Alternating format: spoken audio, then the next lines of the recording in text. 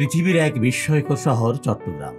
ইতিহাস ঐতিহ্যের দিক থেকে এই চট্টগ্রামের ২৫০০ বছরের ইতিহাস যেমন খুঁজে পাওয়া যায়, তেমনি প্রাকৃতিক দিক থেকে পৃথিবীর অন্য যে কোনো শহরের চেয়ে নান্দনিক এই চট্টগ্রাম।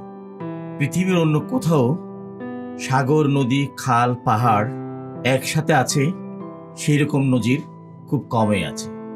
ইতিহাসের দিক থেকে এই চট্টগ্রামকে ঘিরে আমরা আজকে এক বিস্ময়কর ঘটনার কথা বলব।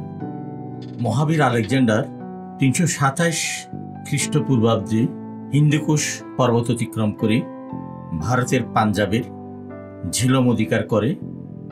এরপর আলেকজান্ডার ভারতবর্ষ সম্পর্কে জানতে পারেন। তার ইচ্ছা ছিল তিনি ভারতবর্ষ জয় করবেন, কিন্তু মেঘনা নদী পার হয়ে ভারতবর্ষ জয় করতে গেলে তাকে গঙ্গারিডি নামে এক সমৃদ্ধ সাম্রাজ্যের যে রক্ষণ ব্যবস্থা সেটা ভেদ করতে হবে। তখন সারা পৃথিবীতে এই গঙ্গারিডি ছিল দুর্ভেদ্য এক নগর। এই নগরটির চারিদিকে সুরক্ষিত দুর্গ ছিল এবং ইতিহাস এর বিভিন্ন সূত্র থেকে আমরা জানতে পারি খ্রিস্টপূর্ব ৩০০ বছর পূর্বে এই নগর সুপ্রতিষ্ঠিত ছিল এবং এই নগরীর যিনি রাজা ছিলেন তার বিরাট বাহিনী ছিল, যে বাহিনীর মধ্যে ছিল ৬০,০০০ পদাতিক বাহিনী, ১,০০০ অশ্বারোহী এবং ৭০০ হস্তী বাহিনীর বহর। আলেকজান্ডার ভয় করেছিলেন তিনি ভারত আক্রমণ করতে গেলে মেঘনা নদী পার হয়েই গঙ্গারিডির যে দুর্ভেদ্য নগরী তার সম্মুখীন হতে হবে। এমন একটা দুর্গ ছিল এবং বড় বন্দর ছিল, যেখানে বলা হতো চারিদিকে পাহাড় দ্বারা এই দুর্গটি এমনভাবে সুরক্ষিত ছিল যেখানে আক্রমণ করা কিছুতেই সম্ভব ছিল না। কারণ এই দুর্গের রক্ষকরা পাহাড়ের বিভিন্ন জায়গায় অবস্থান করতেন এবং বাইর থেকে অথবা নদীপথে, স্থলপথে যে কোনো ধরনের আক্রমণ হলে সেটা তারা পাহাড়ের চূড়ায় বসে প্রতিহত করত। হস্তী বাহিনী এবং বিরাট অশ্ব পদাতিক বাহিনীর মুখোমুখি হওয়া তার পক্ষে তখন সম্ভব ছিল না। তখন আলেকজান্ডার ভারতবর্ষ আক্রমণ না করেই ফিরে যায়। এখন কথা হচ্ছে কোথায় ছিল সেই গঙ্গারিডি। গঙ্গারিডি সম্পর্কে বিভিন্ন ঐতিহাসিক বিভিন্ন প্রকার মতবাদ দিয়েছেন। বিশেষ করে ভারতবর্ষের প্রসিদ্ধ ইতিহাসবিদ নিহার রঞ্জন রায় নিশ্চিত করে বলেছেন গঙ্গারিডির জনগণ ছিল গঙ্গা অববাহিকায়। গঙ্গা অববাহিকা কোথায় আপনারা জানেন? বাংলাদেশের চট্টগ্রাম বন্দরের কাছাকাছি গঙ্গা নদী বঙ্গোপসাগরে মিলিত হয়েছে। তখনকার সেই প্রাগৈতিহাসিক যুগে ৬ শতাধিক হস্তী বাহিনীর বহর যে কোনো সমতল জায়গায় রাখা সম্ভব ছিল না, কারণ হস্তী বাহিনীর যে খাবার এবং যে রসদ লাগে সেটা সমতল কোনো স্থানে গঙ্গা নদীর আশেপাশে যে সমস্ত ক্ষুদ্র ক্ষুদ্র গ্রাম ছিল সেখানে সম্ভব ছিল না। এখন কথা হচ্ছে আমাদের বিশেষজ্ঞরা অনেকেই বলেন গঙ্গারিডির যে পশ্চিমবঙ্গের হুগলি জেলায়, কিন্তু আলেকজান্ডারের বর্ণনায় যে পাহাড় ঘেরা দুর্গের কথা আমরা জানতে পারি সেখানে কোনো ধরনের পাহাড়ও ছিল না, এই দুর্গ ছিল না, সেটা ছিল ছোট একটা বন্দর এবং একটা নদীর তীরে। যে কারণে মোগল আমলে সেই বন্দরটি বিলুপ্ত হয়ে যায়। সেই নদী ভরাট হওয়ার পরে সেই বন্দরটি বিলুপ্ত হয়ে যায়। কিন্তু কর্ণফুলীর তীরে চট্টগ্রামের যে বন্দর, সেটা ২৫০০ বছর আগে থেকে সারা পৃথিবীতে একটা প্রসিদ্ধ বন্দর ছিল। আলেকজান্ডার যখন এসছে তখন সেটা বন্দর হিসেবে প্রতিষ্ঠিত হয়ে গেছে এবং তার বর্ণনা অনুযায়ী যে ৫টি পাহাড়ের মাঝখানে যে দুর্গ, এই গঙ্গারিডি ছিল বর্তমানের চট্টগ্রাম বন্দর। বিশেষ করে সীতাকুণ্ড এবং হালি শহরের যে উপকূলীয় এলাকা, সেখানে ২৫০০ বছর আগে থেকে আরবদের সাথে ব্যবসা বাণিজ্য পরিচালিত হতো বলে আমরা বিভিন্নভাবে জানতে পারি। আরবদের দেয়া এক নাম জলন্ধর, যেটা সীতাকুণ্ডের চন্দ্রনাথ পাহাড়ে এখন সহস্রধারা ঝর্ণা আছে, সেটার নাম ছিল জলন্ধর। আরবরা সেই নামে চট্টগ্রামের নাম করেছিল কারণ এই গিরিঝর্ণার পানি ছিল উষ্ণ এবং সুস্বাদু। এর পরবর্তীতে আমরা অন্য যে প্রমাণটা পাই, ১৬৫৮ থেকে ৬৬ সাল পর্যন্ত মোগলরা ৩ বার চট্টগ্রাম আক্রমণ করেছিল।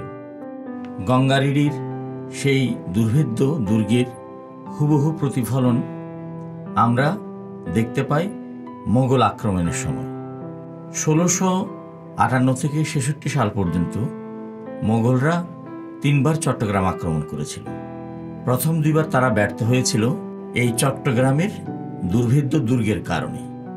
কারণ এই দুর্গটি এমনভাবে সুরক্ষিত ছিল, চারিদিকে পাহাড়, মাঝখানে আরাকানের যে মগ শাসক তাদের বসবাস ছিল এবং তাদেরকে ভেদ করে এই দুর্গ জয় করা অসম্ভব হয়েছিল। শেষবার শায়েস্তা খানের পুত্র বুজুর্গ উমেদ খাঁ 3 দিক থেকে আক্রমণ করে এই দুর্গ দখল করেছিল। গঙ্গারিডি কোথায় কিভাবে অবস্থিত ছিল সে সম্পর্কে এই পর্যন্ত সুনির্দিষ্ট কোনো তথ্য পাওয়া যায়নি। তবে অনেকে বলেন পশ্চিমবঙ্গের হুগলি, গঙ্গা এবং মেঘনা নদীর মাঝখানের যে অববাহিকা সেখানে ছিল গঙ্গারিডি। কিন্তু মজার বিষয় হচ্ছে প্রথম তাদের আস্তানা করেছিল আন্দরকিল্লা শাহিদ জামে মসজিদ যেখানে আছে সেই পাহাড়ে, এবং আন্দার কিল্লা হচ্ছে সেখান থেকে এসছে ভিতরের যে কেল্লা। আন্দার হচ্ছে ভিতরের যে কেল্লা, সেটা হচ্ছে আন্দার কিল্লা। সেই হিসাবে আমরা বলতে পারি মহামতি আলেকজান্ডারের যুগে এই সপ্তগ্রাম বা বৃহৎ বন্দর এই চট্টগ্রামে ছিল, এবং এই দেশে চট্টগ্রামে প্রথম ধর্ম হিসেবে সবচেয়ে বেশি প্রভাবশালী ছিল বৌদ্ধ ধর্ম। পরবর্তীতে বৌদ্ধ ধর্মের বিস্তারের কারণে আমরা চর্যাপদের যে চর্চা এবং পণ্ডিত বিহার বিশ্ববিদ্যালয়ের যে স্থাপনার কথা সেটা আমরা জানতে পারি। আমরা ধারণা করতে পারি পৃথিবীতে প্রথম নান্দনিক সাহিত্য রচনা হয়েছিল আমাদের চট্টগ্রামে। হয়তোবা সেটা জেনারেল হাসপাতালের পাহাড়ে ছিল অথবা ধ্যাং পাহাড়ে ছিল। স্থানটা এখনো সুনির্দিষ্ট করে বলা যাচ্ছে না, কারণ আমরা সুনির্দিষ্ট কোনো তথ্য প্রমাণ এখনো পাই নাই পণ্ডিত বিহার বিশ্ববিদ্যালয় কোথায় ছিল। তবে যারা প্রাচীন গবেষক পৌরাণিক যুগ নিয়ে গবেষণা করেছেন, বিশেষ করে কমলেশ দাশগুপ্ত, তিনি প্রাচীন হিন্দু সমাজ নামে এক বইতে উল্লেখ করেছেন জেনারেল হাসপাতালের পাহাড়েই ছিল পণ্ডিত বিহার বিশ্ববিদ্যালয়, এবং এই পণ্ডিত বিহার বিশ্ববিদ্যালয়ের চারিদিকে মগদের দুর্গ ছিল। তারা সেটাকে অপ্রবেশযোগ্য একটা দুর্গ হিসেবে প্রতিষ্ঠিত করেছিল, যে কারণে এখানে মহামতি আলেকজান্ডার আক্রমণ করতে সাহস করেন না। গঙ্গারিডির অবকাঠামো এবং তাদের জীবনযাত্রার যে বিবরণ আমরা বিভিন্ন ঐতিহাসিক থেকে পাই, বিশেষ করে দেশের বাইরের যে সমস্ত ভ্রমণ পিপাসুরা প্রাগৈতিহাসিক কাল থেকে ভারতবর্ষে এসেছিলেন, তাদের বর্ণনায় আমরা যে বিবরণ পাই, হুগলি নদীর তীরে অথবা কোনো নদীর তীরে এই গঙ্গারিডি অবস্থিত ছিল বলে ধারণা করা যায় না, অথবা তাদের বর্ণনার সাথে মিলে না।